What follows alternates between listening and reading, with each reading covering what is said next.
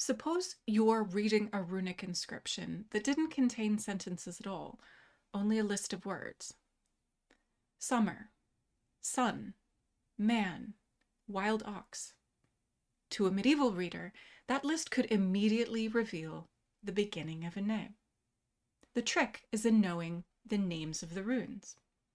Today, we'll see how rune writers hid messages in poetry and how those puzzles can still be solved centuries later. Let's get into how that works.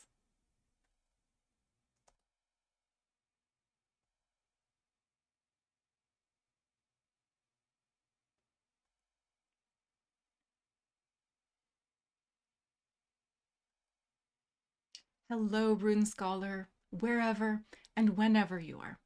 I'm the modern Erilar, and in my last episode, we used the names of the runes to understand the Jotunville or substitution cipher preserved in the Runologia manuscript. Today, we're solving a different type of runic puzzle, one where the inscription doesn't use the runes themselves, but the names of the runes. In addition to runic ciphers, such as those recorded from the Málrúnir manuscript, Runologia preserves much more. It also records dozens of periphrases, indirect phrases used to describe the names of the runes. In other words, instead of writing the rune, the writer writes about the name of the rune. We see these same descriptive phrases in the rune poem, so let's look at an example.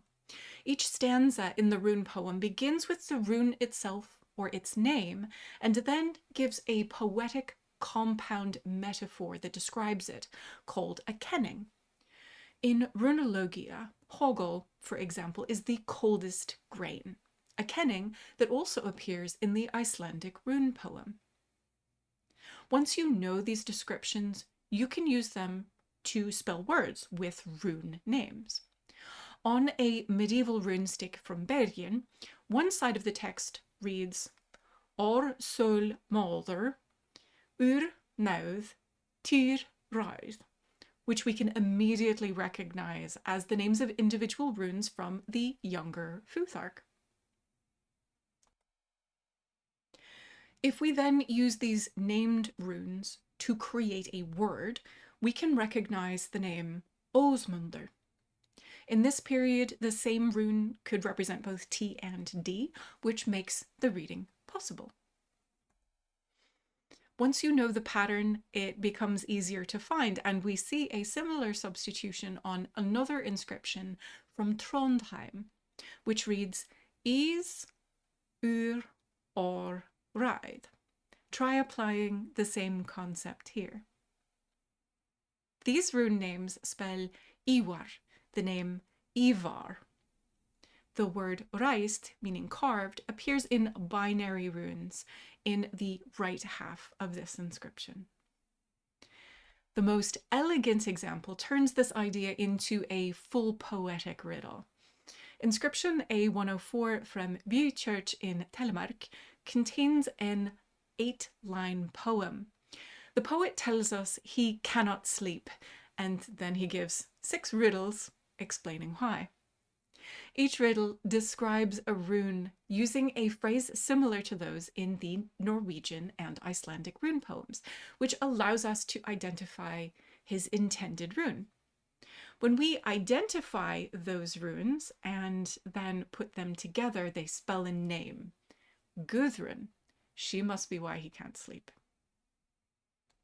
In later manuscripts, these poetic rune descriptions are often called Málrúnir og trídælir, which means speech runes and triads.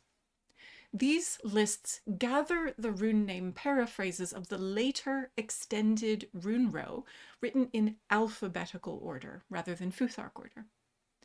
Rune scholars like Jonna Louis Jensen and Erik Moltke differ on the exact definition, but the term frequently applies to the kenning-like phrases that describe rune names. Only one medieval inscription gives us a clue how the term was used at the time.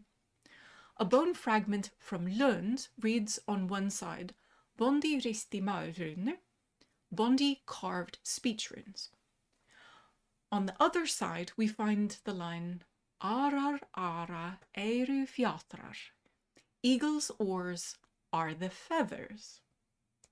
If the description of the feathers are the speech runes, then the term may refer to poetic imagery. Málrúnir did not disappear after the medieval period. In the Icelandic rímur, narrative verse is popular with all levels of Icelandic society between the 14th and the 19th centuries. Poets often hid the name of the author or another prominent person. For example, in this excerpt from one of his 18th century verses, Árni Böðvarsson has hidden his given name in this stanza.